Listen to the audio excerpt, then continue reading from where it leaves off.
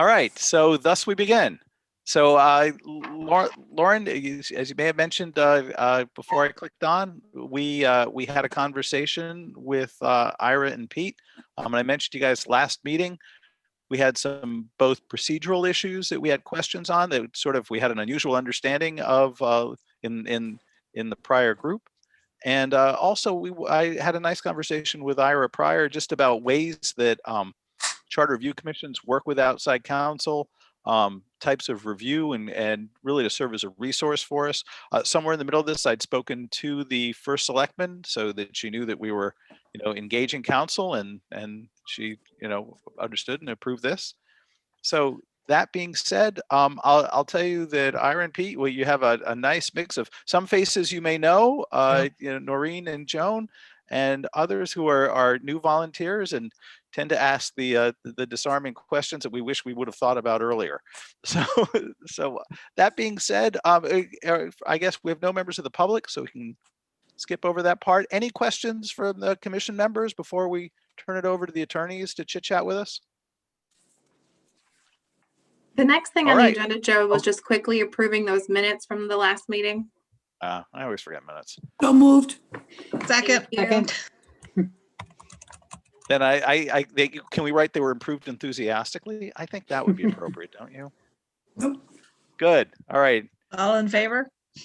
Aye. Aye. Excellent. Okay.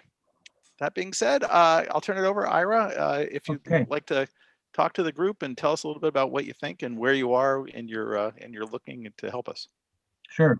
Well, good evening. First of all, it's nice to see at least a few familiar faces and a few new ones. So Pete and I are obviously with Bertram Moses, and we've been doing work for the town for a long time, although not quite as much recently.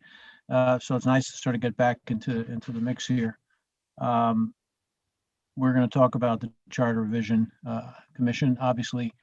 Let me just get right into it and talk about a couple of questions that Joe posed to us yesterday and last week also when we spoke. And I think I can clear up a mystery. I even heard some discussion of it just a couple of minutes ago, and I think I perhaps have the bottom line here to some extent. The first question, I'll just go right to this, was whether you could ultimately put multiple questions on the ballot. Maybe a more accurate way to say it is, can you make recommendations and the Board of Selectmen would then vote to put multiple questions on the ballot, because that would be their decision. And the answer is clearly yes, you can. And that's in the statute. It talks about one or several questions. And that's been my experience and Pete's experience. And by the way, Pete and I have come off fairly recently, a few years back, but not too far back, working with the New Canaan Charter Revision Commission. So we're, we have that kind of semi-fresh in our minds. We tend to forget what happened yesterday, but we still remember a bit about what happened in New Canaan. And going back, I've worked on a few before that and others in the firm. I mean, we once told, 15 or 20 charter revision commissions that we've worked on as a firm over the last X years. In any event, the answer is yes. The Board of Selectmen, on your recommendation, can put several questions on the ballot. And that's been what I have observed over the years. So you might see one question dealing with clearing up grammatical things, punctuation, whatever, in some generic question like that, and they're worded in a special way so it's clear, yes or no. Yes meaning you support it, no, not. There might be other types of questions too. Should the quorum for the town meeting be changed to, 150? Yes or no? So that can happen. So there seems to be, I guess, a bit of a mystery as to what happened at the last charter revision, which is, I think, around 2015 or so. And I didn't recall it specifically, but I was told that it was defeated by the town residents. And did I hear someone say there was actually just one question put on the ballot, if I'm understanding that right? And we discussed yesterday somehow word got passed and it was attributable to our firm, I guess, that we said only one question could go on the ballot. So I explored that with Floyd Dugas, who's, my partner and the town attorney for Madison. And what we discovered is that I think the best way I can say it is that something got lost in the transmission. The questions were posed to us, probably to Floyd. He had an associate in our firm work on some questions, and it even came to my attention since I had worked on these kinds of things. The question was whether two alternatives could be placed on the ballot. That was a question posed to us, Oh, different. and that was the question that we Oh, answered. That's not the same question as whether you could have multiple questions on the ballot, but rather whether you could have two alternatives. And I'll give you an example as to what we tried to answer. It's an example because I couldn't tell from going back in some of our files and emails what the context was. I couldn't really tell what the two alternatives were. I know there was some discussion about town manager back then. So I don't know specifically, and we couldn't recall specifically what the context was, but the question was, could you put two alternatives? And what does that mean? This is an example. Suppose after you did all your work as a charter revision commission, I'll use my quorum example. You have currently in the charter 75 people as a quorum for town meeting purposes. Suppose one group of you concluded it should be 125, but another group of you said, well, it should be 175. Could you put both on the ballot? Shall the quorum for town meeting be 125? Next question. Shall the quorum for the town meeting be 175? right. Well, what happens if people say yes to both? What do you do? So that was the question that we thought we were answering, not necessarily with regard to a quorum, but whatever the topic was. And I can't quite figure out what the topic was. But that's the alternative question. Logically, you wouldn't do that. It doesn't make any sense. And so we said, don't do that. And that's not the same as posing a series of questions about certain changes you seek to make to the charter, independent, separate changes. Shall the town, have a town manager, or shall the town meeting be abolished in favor of a town council or something?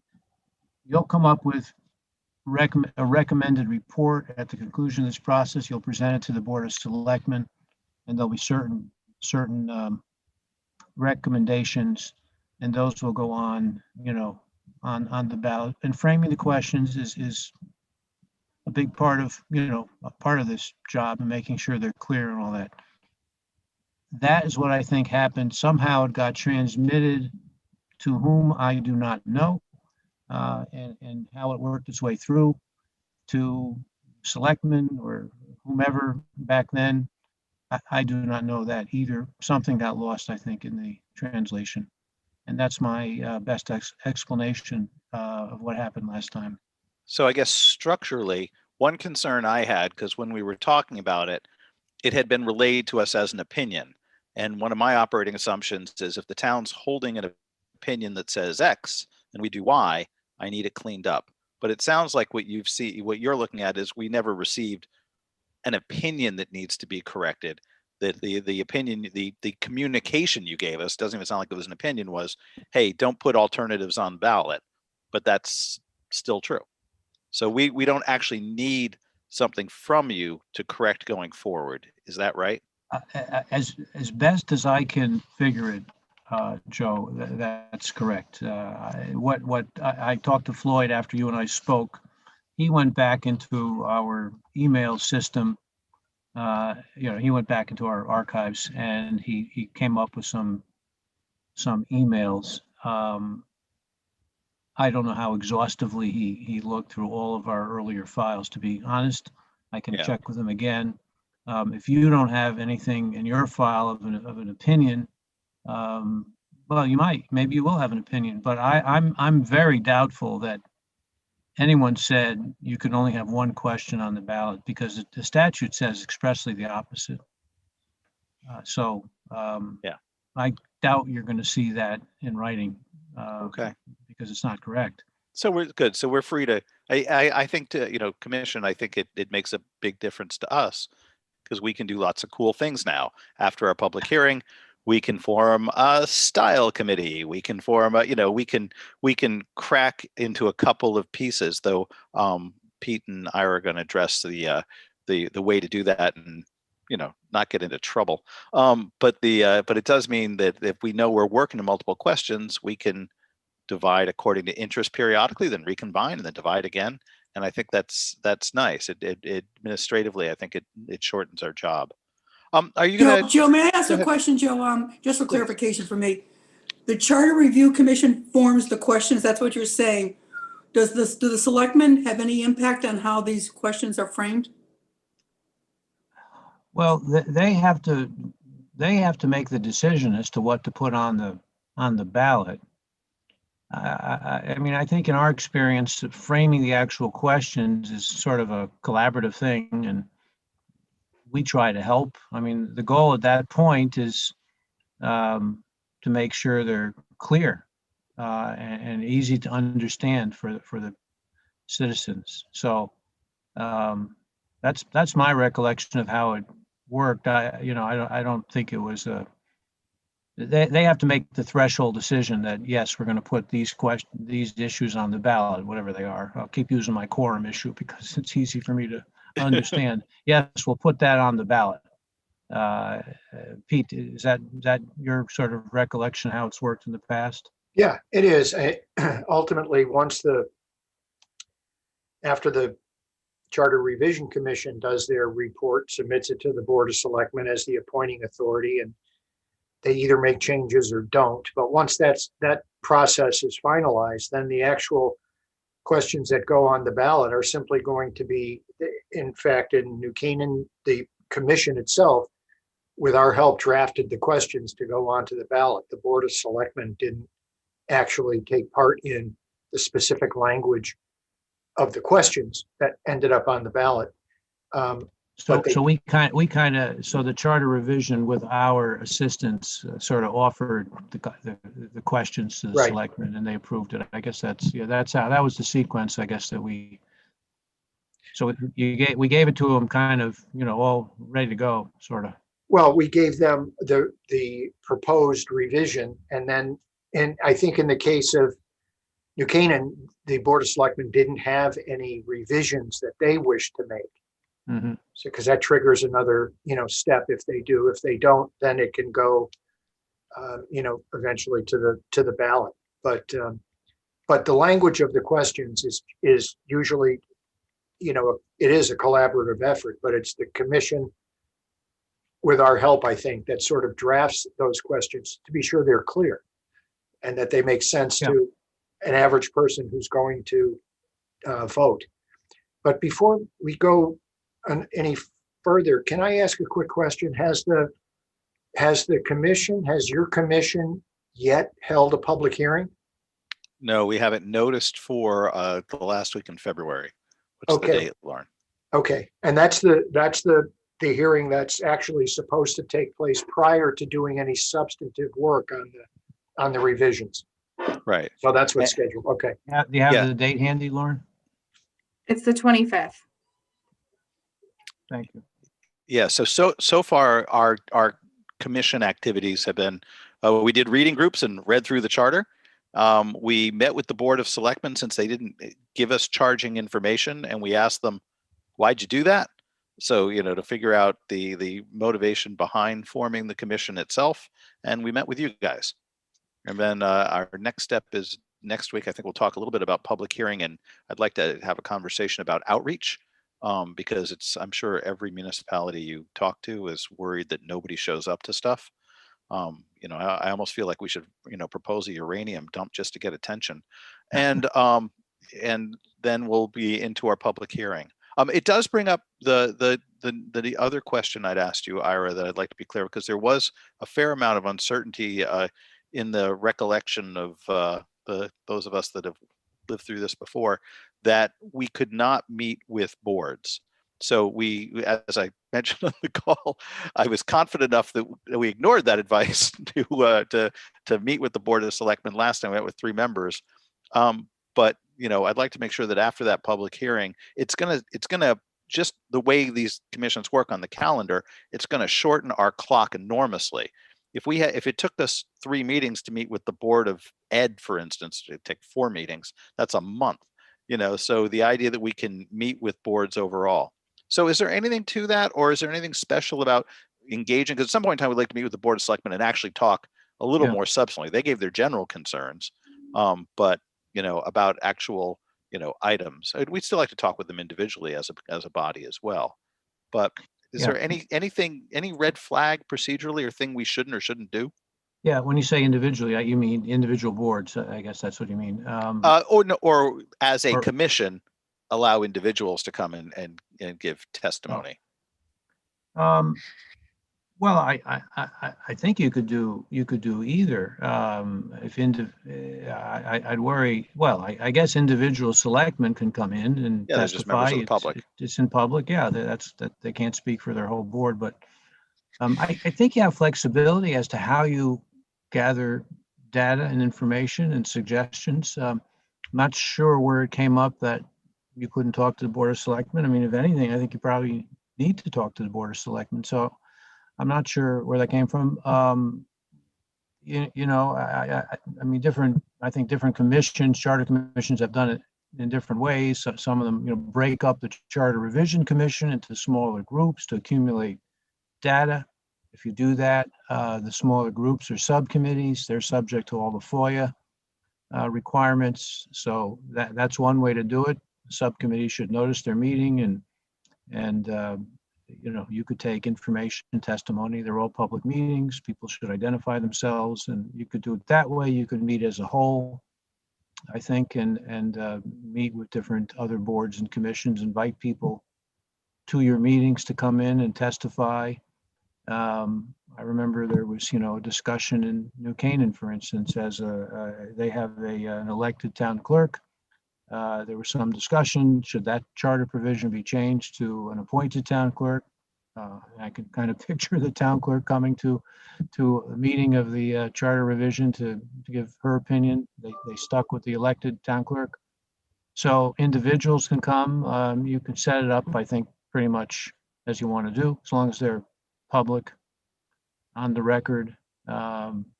People can speak as individuals. You can meet, I think you can meet with the whole Board of Selectmen if you would prefer to do that. And maybe there's some logic in that too. Certainly some efficiency. Yeah. I think Joan would probably tell us the number of times it took just to meet with a group, because we were constantly meeting them in small bites.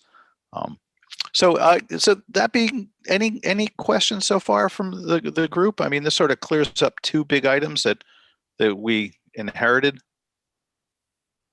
Lauren, anything? Just to follow up, you will have to decide for your particular group how you can operate efficiently and accomplish all this, meeting as a whole, breaking up, some combination, and sort of map that out. Yeah, I think we just randomly pick 2 people to do all the work and everyone else reads it, right? I mean, isn't that every commission ever? So, in terms of the, well, I'm so sorry. Any questions for anybody? Good so far? Yeah, no questions from me, just a reaction. I mean, just from what Ira's saying, it gives us some freedom to move around, which is good. Yeah. Ira, do you want to then turn to, I think you're going to talk a bit about charter procedure, a few do's and don'ts, and then we can talk a little bit about Madison, kind of along the lines that we were talking about before. Yeah. Or am I misremembering the order? What is it you've prepared to talk about? Well, I mean, we covered the 2 main questions. I was going to say that, I was going to add that Pete and I we can do as much or as little, I guess, as you would like or the town would like. At a minimum, we're here to, be resource people, so to speak, and answer your questions now and as you work throughout this at some later point. We can help with some of the drafting. We've done that before. So I think that's our role. It could be as large or as small as you want, but you'll sort that out and figure out all that. But that's what we're here for and to assist. But as you're gathering the data, and input from people and boards, you probably don't need us there for that kind of activity. So that's kind of what we do. Every town has its own culture, and there are things that people like and don't want to give up, and maybe some things that people question, why have we had this for so long? And neither Pete nor I may be familiar with that aspect of what you're doing. You may say to me, oh, people love the town meeting and we'll keep that forever. And that's a feeling in some towns. In some towns, grew out of the town meeting. Westport went from a pure town meeting to a representative town meeting. Of course, they did that in 1949. But that's what happened in that case, and other towns have gone in that direction. But many towns I know love their town meetings. So it's not for us really to suggest changing the structure. I mean, we'll work with whatever you want to do. We've started going through the charter again. I mean, I've looked at the charter many times over the years, but we look at it now a little bit. We've been looking at it now a little bit differently. And at some future date, we can maybe isolate some things that we think are need to be cleared up a little bit, discussed again a little bit. So we have a few specific thoughts that we can go through. Perhaps tonight's not really tonight, and I haven't finished that review, but we can help you to In some terms degree of- on that too. And in terms of process, nobody likes to read statutes, but there's one statute that guides charter revision commissions. It's 7-191 of the general statutes. And it basically contains six or seven paragraphs of the procedures that every charter revision commission, or even when a charter is created, how it needs to be done in terms of the timing and the who does what, and when it ends up going to a general vote, and so it's set forth in that section of the general statutes, and it's really not that hard to read. Nobody but lawyers likes to read. Even we don't like to read statutes, I think, but it's there. And if anybody, maybe you already have a copy of that, I don't know. If not, we can get you a copy of that. It's sort of it's the Bible for charter revision commissions. And I think that Floyd did a memo for the 2015 Charter Revision Commission that sort of synthesized that. And It's actually, sorry, Pete, it's actually more recent. It was October 2020. Oh, I guess when this was being discussed. I sent that a couple of days ago to Joe or Lauren. Did I send it to you at that? I'm not sure, but that's a recent and accurate memo as to the process. I'm sorry, I didn't mean to interrupt you, but it is new, I guess, when it was being discussed. Floyd wrote it to Peggy's attention at the time, back in October, and that delineates the process, as Pete says, governed by statute, and the time frameworks which you do need to follow, and the procedures. So that is one thing that's one of the do's and don'ts. Do follow those procedures. those are mandatory. So.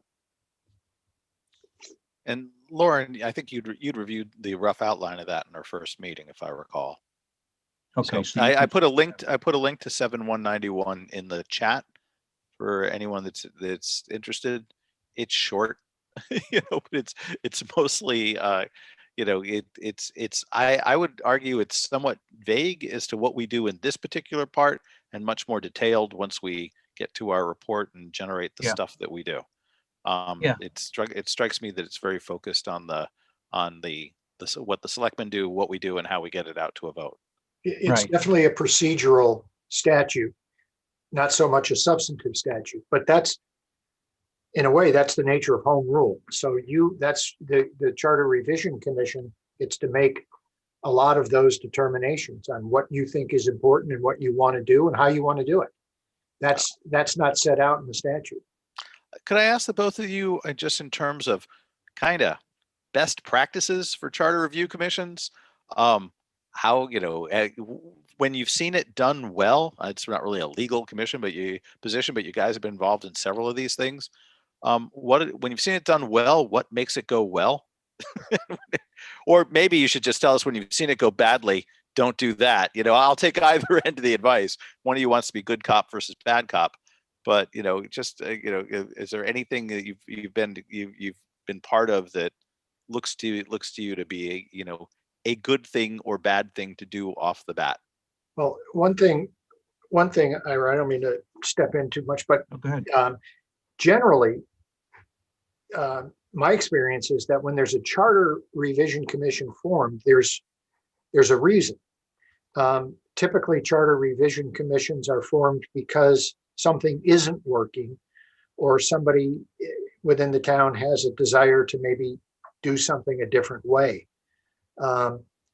So in terms of the Charter Revision Commission, that doesn't really have a specific charge from the appointing authority, or is just there to generally review the charter and make recommendations. That leaves it kind of open. And the best way to have a successful Charter Revision Commission is to have people who are engaged and want to look through the charter and decide if they think there are things that the town can do better. And that's, obviously you're all volunteers for that. So that's the best way to have that process go smoothly, is to have people who are engaged and are interested and have specific ideas. But generally speaking, I don't think other than a few procedural issues, I don't think I've ever seen a Charter Revision Commission that I would say did something poorly or ineffectively or should have done it a different way. I don't know if you've had that experience, but I haven't. I'm sorry, I'm trying to get this landline to not make a noise. I have that problem too sometimes. Yeah, it's really annoying because we don't answer it. Just get rid of it, I Yeah, guess. it's never for me. No, I think you've hit it on the head, Pete. I don't know what happened to cause the rejection of your 2015 charter revision recommendations. I just don't know. So maybe one of you can say, or if not, that might warrant a little analysis as to what went wrong. Because in my experience and observation, as Pete said, it's often done, maybe not usually, it's often done to address a particular problem. People feel they've outgrown something or other, or need to change something, or they really need a town manager and they want to switch. What was the town down on the shore near you? One of the towns down here. It was it Clinton that just changed drastically Yes. its method of government? Yeah, Clinton, yep. right. So, I don't know. think Last time but- there were 4 big changes, and I think there was at any given point in time coalition against any one of those changes. Hmm. So I Last think time? that I think had we had Joan was chair last time. if we Yeah, had the oh, okay. clean option and then question, do you want to add a chief operating officer as one of the executives within the town? Do you want to, that's a hired, so to speak, because we were trying to skate the issue. People wanted to move off of the town meeting form, Mhm. but So half the town wanted to keep it, half the town didn't want to keep it. People wanted to have a town manager, people didn't want to have a town manager. We were trying to allow for a professional to be hired similar to a town manager, but not move to a town manager form of government. So we Yeah, came up with yeah. a chief operating officer that would report to the first selectman and still have a board of selectmen, still have a town meeting. We tried to do an extended town meeting, which was a radical thing at the time. Now that we're all in Zoom meetings. Looks boring today. It looks pretty boring today, but at the time, that was a huge issue, quite frankly, because, oh, we've got to have a recording and then people have to see it and then people have to go in and vote. And so that was a big one. And then there was a balance between Board of Finance and Board of Selectmen. Currently, if the Board of Finance decides they don't want to go to referendum for a bond or purchase a piece of land, it's done. There's no discussion after that. It doesn't go to town meeting. It doesn't go any further. So Mm. there was a kind of, if the Board of Selectmen wants it and the Board of Finance doesn't, then let's go to town meeting. And if you don't get a quorum, then the Board of Finance win. If you do get a quorum, however the vote comes out, that wins. That was a big hoopla as well. We thought that that was kind of a balancing at the time. So there were some big things that we put in there along with all the cleanup and like little things, you know, like increasing when you go for town meeting for a special appropriation, because it was, you know, we put it to a percentage of the total budget versus, That's right. I forgot. you about know, that. versus just a straight dollar figure. So it would just always move along and it would be kind of set in the future. We took out all the names of all the committees and just said, Board of Selectmen has the power upon approval of town meeting to appoint or remove an entire committee. And it, so that, you know, you don't have to continue to list all of, you know, because half of them are listed in the town charter, some of them aren't, Mhm. some of them never meet anymore. So we were trying to get that kind of cleared out a little bit. So, but, you know, there was just pieces, there were enough pieces that people didn't like, that there was a coalition that literally on the day it was voted on, all of a sudden these signs went up, don't vote for the charter. And, you Yeah. know, and it And came this out of, is- it came out of committee unanimously approved, like And it was- literally every it was paragraph one was, I'm sorry. It yeah. was one question up or down the whole thing, Right. right? That was all or if nothing. you- And I think what Truth was, be told, I was just going to, truth be told, your question was, why didn't it pass?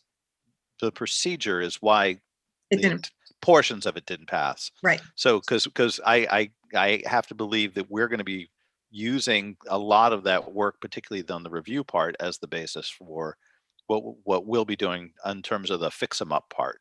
And then so it's kind of nice. Then we just get to do the fun policy stuff, which is cool. Yeah. Right, Yeah. and had- And what was the vote? I mean, the percentage roughly? I don't remember. Hold on, I'll I look think it was it up. 8 Keep billion to talking. 2, something like that. Well, No, it you wasn't. know, No, it went down fairly Significantly. significantly. It was a significant, which was sad Yeah. because there was a lot of good work that was done. I mean, we literally went paragraph by paragraph and we held up and said, let's not talk about that piece now. Let's get, because at the time there was just, we've got to have a town manager and we've got it. And so, and we're still in that dilemma now, quite frankly. There yeah, still yeah. isn't a thought of how the meeting, and I think I liked, you know, when you said the representative form of town meeting, that might be our next step rather than, I mean, because no one goes to town meetings anymore. Yeah, you know, keeping in mind there are 6 or 7 only town meetings, representative town meetings in Yeah, the state, okay. Fairfield, Westport, Greenwich. Mansfield? They in our town? I can't remember the rest. Yeah. So But when there's only a handful. so do they usually jump from town meeting to town manager or some other form? Well, town council, I was going to say, Town council? I haven't heard about a new town meeting, representative town meeting, RTM, coming into existence in my professional lifetime, which is over 40 years. So I could be wrong about that. I just haven't heard. We've So- been saying the same. There's only, A town 6 or 7 council form where you Town expand. council, you know, with 12 members, 15, you know, New Okay. Canaan has roughly the same population, I think, as Madison, Mhm. give or take. probably is in the same size. They have a town council with 12 people Okay, and a I- 3-person Ira- board of selectmen. So I mean, there are different models. I didn't mean to, it seems to me, since it was only 5-6 years ago, it's worth analyzing what happened. To finish the thought though on, you do have to listen to what people say, obviously, and you know, what are my recommendations? Listen carefully to what people are saying. Obviously, listen to the elected and appointed people, listen to the general public, you know, have all open meetings, and then you know, formulate your questions carefully. But isolating different questions seems like a better option, so that some things hopefully will pass. Ira, the I was other gonna, I was yeah. just gonna ask, in terms of this commission making the best use of your time, Yeah. are you able to give us, you know, for instance, let's assume that we want to give the first selectman the ability to hire a lead administrative executive person or promote someone. And we wanted to get language to that effect, or if we wanted to put the question of a town manager on the ballot. I'm assuming that you'll be able to get us draft language that's worked in other places. I mean, there's nothing Yeah. terribly town specific about the language in these items. I guess, Yeah. I guess No, it could be. yes, we could do that. Sure. Right. So one of the things we might want to think about is when we actually get into the meat of this in phase 2 is to the, you know, I'm just wondering if it wouldn't make sense earlier. Like if we sense that there's an issue that we might want to go through, it might be interesting to have language in front of us. You know, it's just a way to, I find it's a product of Zoom meetings. I don't know about you guys, but I find that if I'm looking at language on a screen with everybody, then I'm more engaged than listening. I think the reason I put PowerPoints up to hold my students' interest, you know, it just is a little bit, you know, then we're all working towards something, and it might also flesh out a better discussion for people that are attending to say, oh, I don't like that. What I meant was this. Mhm. So if that's a way to work with you, I think that could also be very helpful. And Lauren, you may even have some of that for some of the key questions already. I know you've been digging in. May I ask a question, Joe, of Please, Maureen. the two attorneys? I wasn't aware that doing a revision of our charter was an optional thing. I thought we were required to. And I don't believe a problem came up this time. I don't know if it was last time either. I think we just the leaders felt that we needed to, you know, do some clarifying. Issues in their day-to-day life have come up. A big one being the role of the Board of Selectmen versus the role of the Board of Finance and how those two meet in that gray area. I think that conversation led to this. We've heard that a lot already. But I definitely think we could use some help on that, what other towns are doing, because that seems to be really the biggest issue that I heard. But I thought the state mandated that we redo our charter, or, you know, at least revise it every once in a while. Am I wrong on that? Yes, there's no mandate that you do a revision periodically. So here's I mean, the fun some thing. towns haven't changed their charter in, you know, decades. Wow. I actually believe the people that did the commission were under the impression that they had to do it because it was getting near a 10-year mark. That was, by the way, I would have been guilty of assuming that was true too, because I was told it, and it wasn't until I read through the stuff. I'm like, hey, where's the 10-year thing? It's not there. I think we're Yeah. confusing it with the land of conservation and development. I think Yeah, that's. yeah, that's maybe 10 with the POCD, I think perhaps. that's what, yeah. Yeah. We're clearly a town working on tradition and story and rumor. We're like a folklore town. I mean, you may, I mean, there are also charter commissions where the main goal is to sort of just clean up things and, you know, reword ambiguous stuff. And, you know, you're not really going big. You're just sort of cleaning it up. So it's functional and clean and clear and all that. Better, you know, better organization. I mean, and that's a valid way to do it too. So you can go big or you can go small. This brings up two questions I hadn't thought of before. I mean, one is, I mean, in theory, we could do this in multiple votes, right? We could do our cleanup and then ask the Board of Selectmen to recharge us for another vote. But the other question then that comes to mind is, does that also mean that it's a good way to say this, because had they charged us with specific language, would we have been bound to the charge? No. So it No, is it the says case that we're specifically always yeah. open. That's how it Yep. reads and whatever it is. Yep. Right. Yeah. Yes, they could tell you, look at these sections and then you could broaden it. Excellent. But the fact that they didn't, although maybe you'll meet with them and you'll get. Well, some we other did. input. We did meet with them, but they believed, and I don't want to harbor on past mistakes, but they believed that they couldn't charge us, that would be steering the Charter Review Commission. So that if they put it in the charge, I think we heard that. I know I've heard that from the selectmen. I heard it during my interview, and I think they said it. So they thought they were under some prohibition about doing that, but yet that looks, the opposite to me of what the statute actually sounds like it's asking them to do. I think it's the opposite. Yeah. Yeah. So there was some confusion on that. I just don't think it matters. The concept of eliminating a town meeting, I have seen is kind of tricky because a lot of towns have town meetings. Certainly the smaller towns do, and that's just an integral part of their culture, as I say, and part of their government. And last spring, when town meetings were not allowed because of COVID and the governor's executive orders, there were many people that were quite upset about that. They didn't get a chance to go to their town meeting and vote on the town budget. So it's a tricky thing to propose that the town meeting be eliminated, but some towns just conclude that it's not working anymore.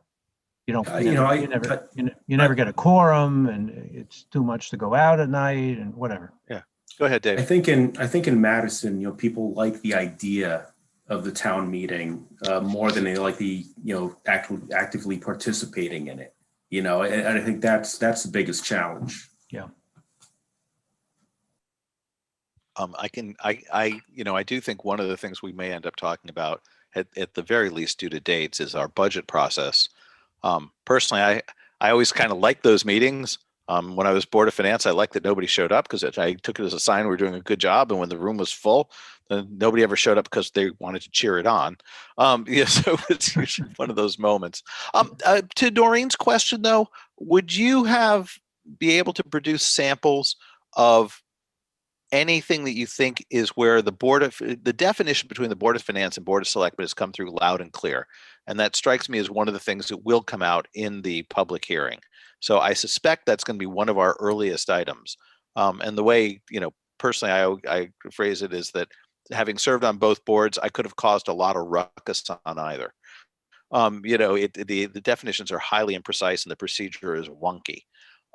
If you had examples where you thought that was defined well, or if you're aware of any town that also went and revised those roles, that would be a lovely starting point for us in a few weeks. Well, okay. We can accumulate samples of other charters and specifically Board of Selectmen, Board of Finance, but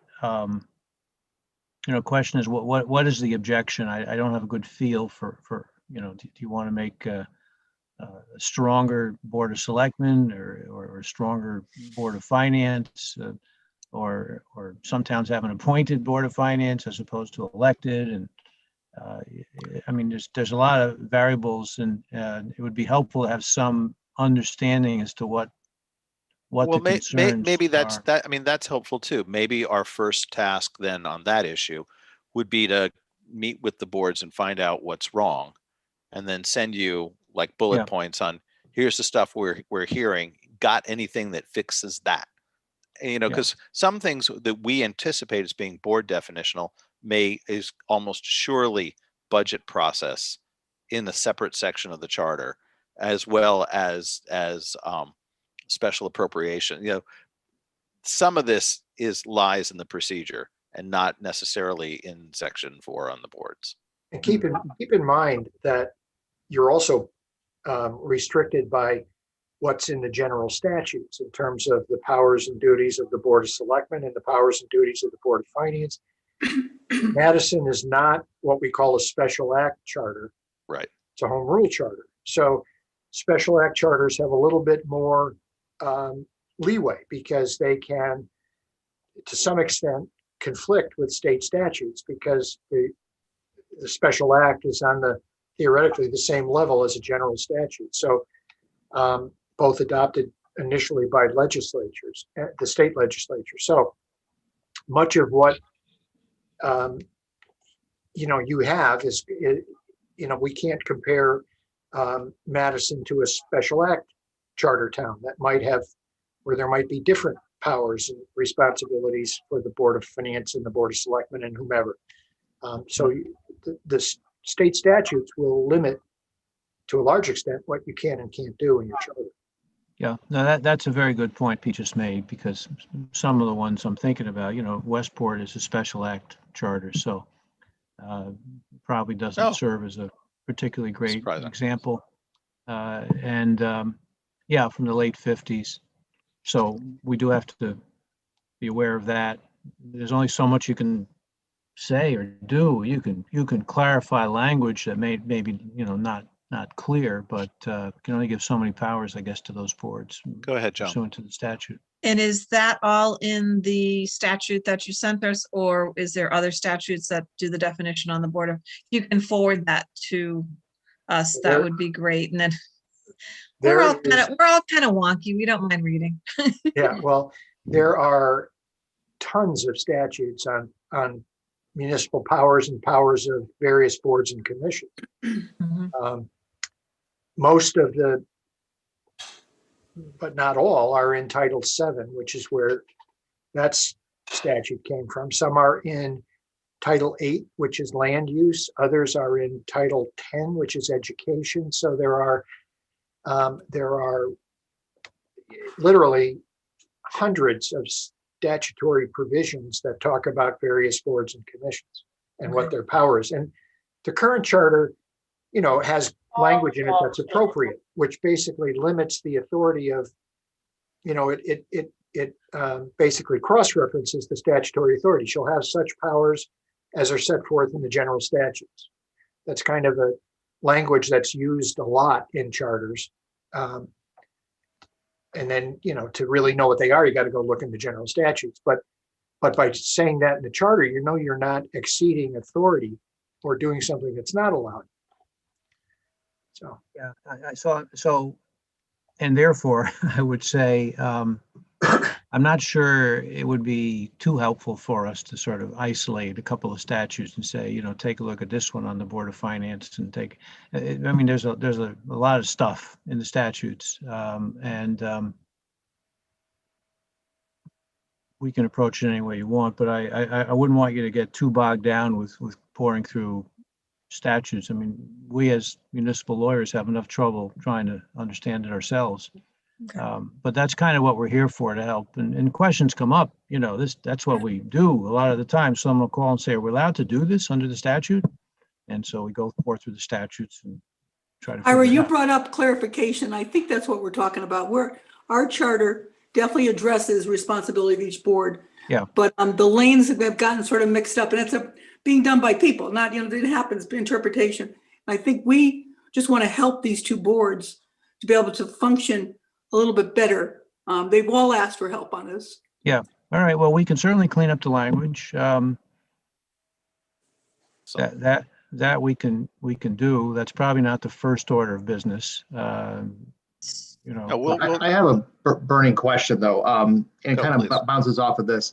So in our last meeting, it was brought up that some charters are exhaustive, that they're very lengthy, and ours only has 11 sections to it.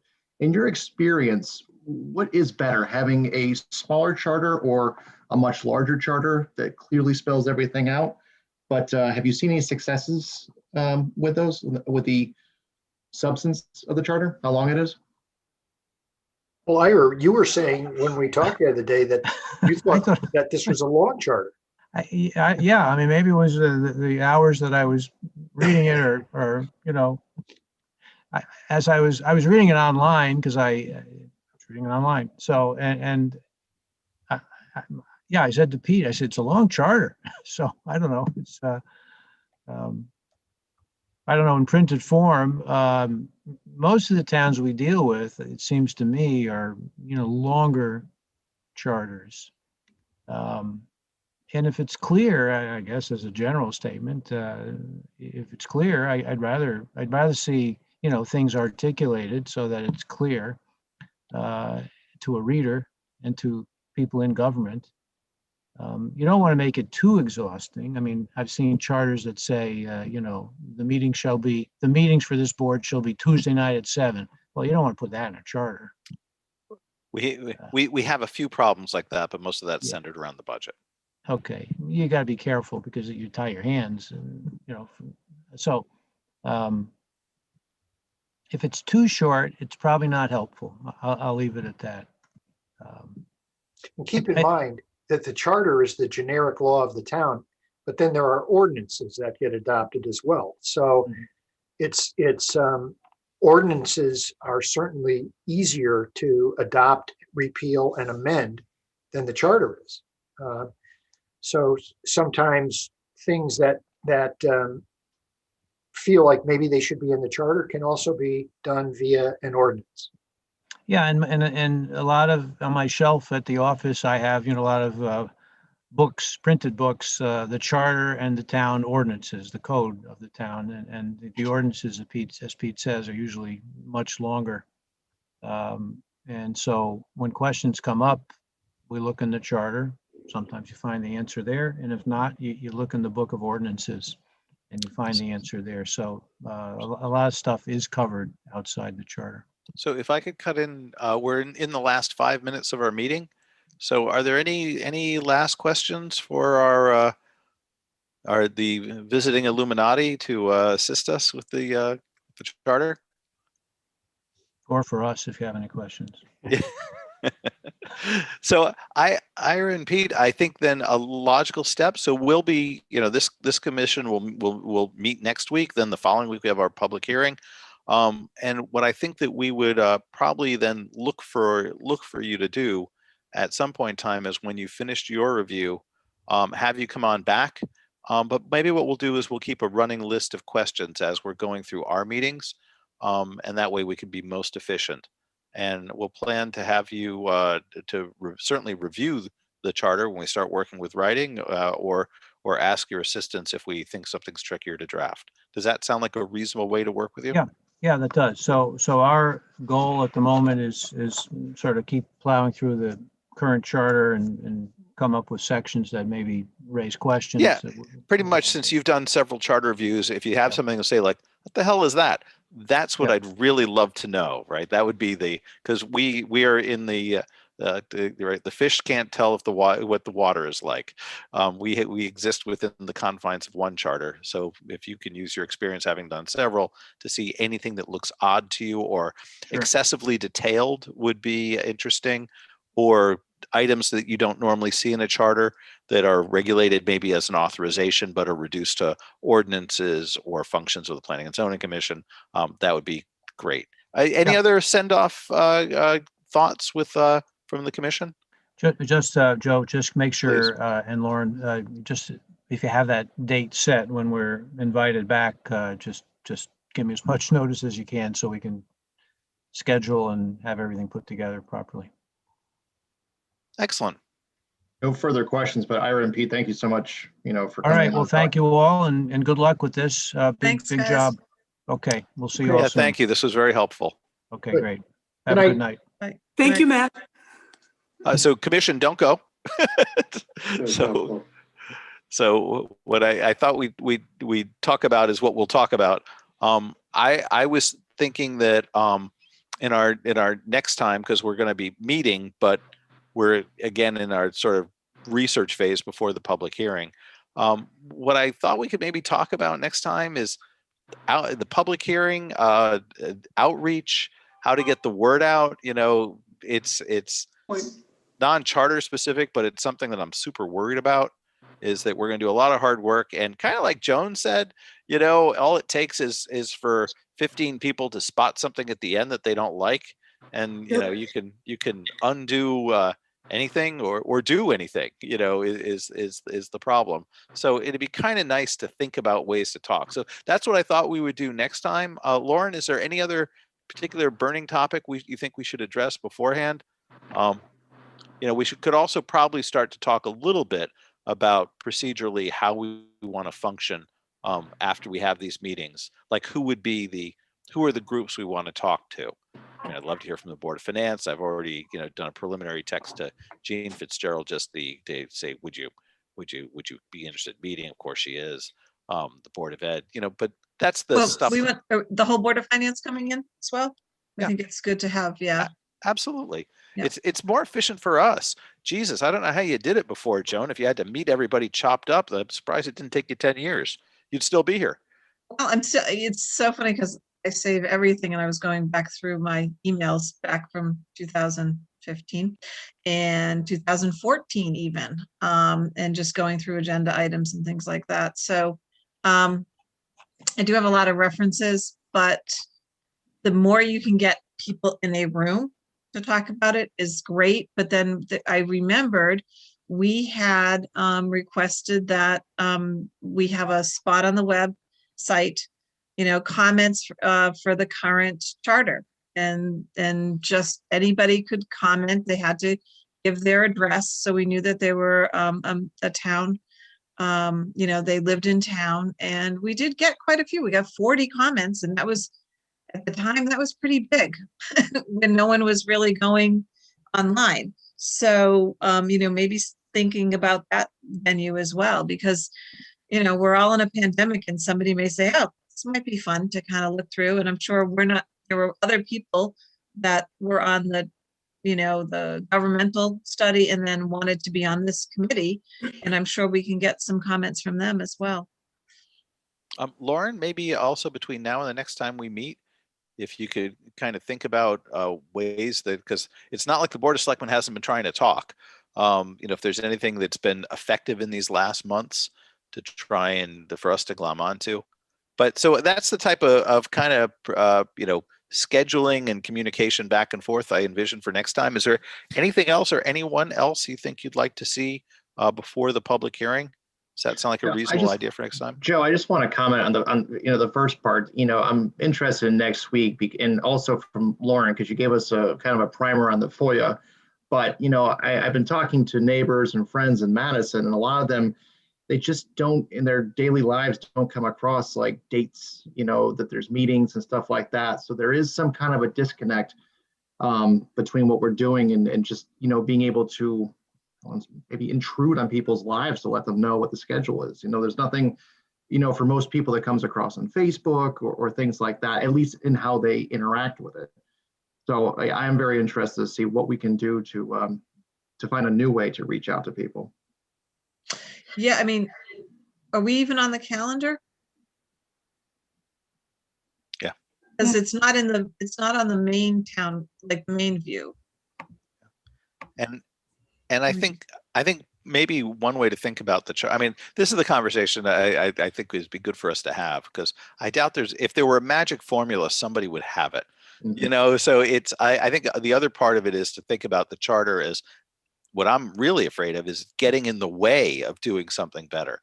You know, the newspaper requirement, you know, strikes me as bizarre. You know, I think we should insist on a town crier. You know, it'd be awesome. It'd be a great job. Let's be honest. We could get tri-corner hats. It'd be spectacular. But you know, we should kind of think about it in two ways: like what's good and what's it making us do that we just don't think is going to be the way to do this in a few years. Okay, because I'm looking at the calendar now. When is our public hearing? On the 25th. 25th, because it only shows a budget workshop, and then today we're not listed as part of the list for Tuesday, February 9th. Because we can, I mean, if we can get that link, then I'm happy to like plaster all the Madison CT, you know, Facebook pages. There's dozens of them at this point now. And we can say, Come check it out. Come join us. That kind of stuff. And frankly, it'd be worth approaching both political parties and tell them, usually their membership is, you know, I know it sounds weird, like we're going to the political parties, but typically they're filled with people who have had to work with the charter and care, and, you know, and they're good at getting the word out. Maybe we can get some of them out and some of the other civic groups. So Joe, you haven't issued us homework in a while, but maybe that could be some homework that we have, that we, you know, that each of us talks with 5 people or something. You know, how could the town meaningfully interact with them, you know, to get this stuff out? Just like a little informal interview process. And, you know, maybe one thing to think about is in this next week, what are the networks you all might have access to, so that if we put out a news release or some form of description for the charter, Right. that link and flyer kind of thing, who would you send it to? You know, because that can be very effective. I'll tell you that in my professional life, there's an academic that I work with down at Avery Point, and she does one thing in marine sciences, but the real thing is she has the world's best email list among environmental, you know, the environmentally interested in the state. You know, she puts out a conference, suddenly, you know, 50 seats fill up, you know, as soon as she hits send on her email. So, you know, those may exist. So let's kind of put our plan together. One question: have you all been to public hearings? I guess we're not going anywhere, but I mean, this just shut up. Maureen, if you draw it. The structure is medicine, but yeah, the structure is pretty simple.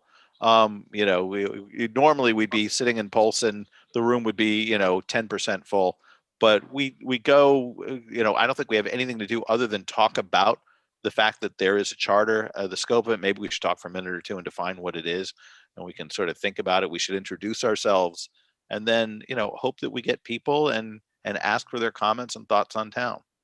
Yep, And- for the public hearing, yeah. Yeah, and Lauren, can we access whoever the reporter is for the source? Jesse?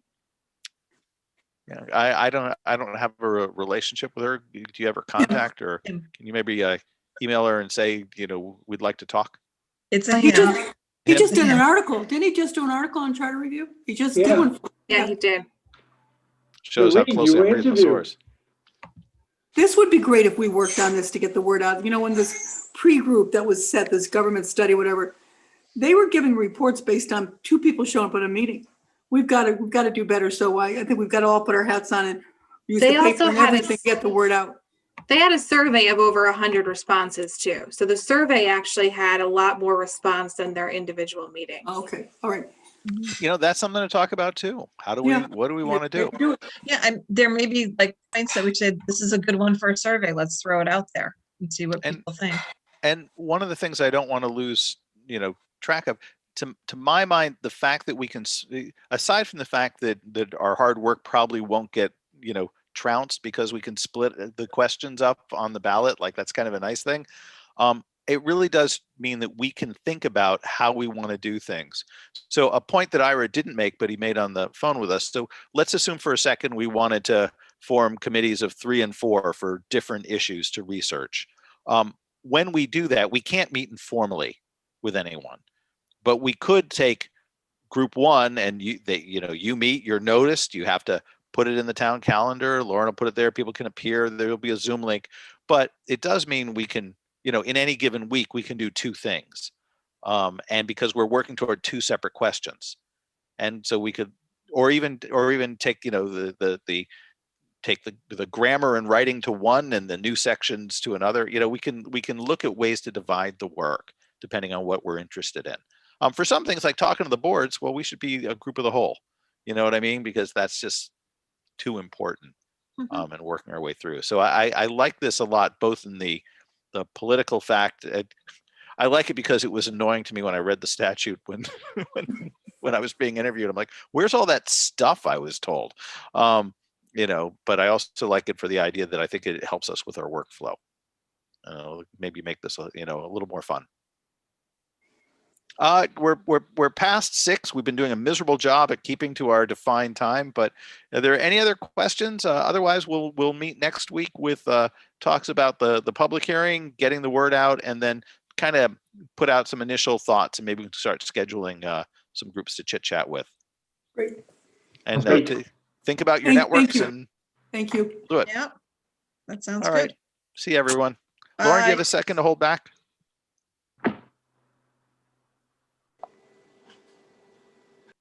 Let me just stop all the recordings. Please.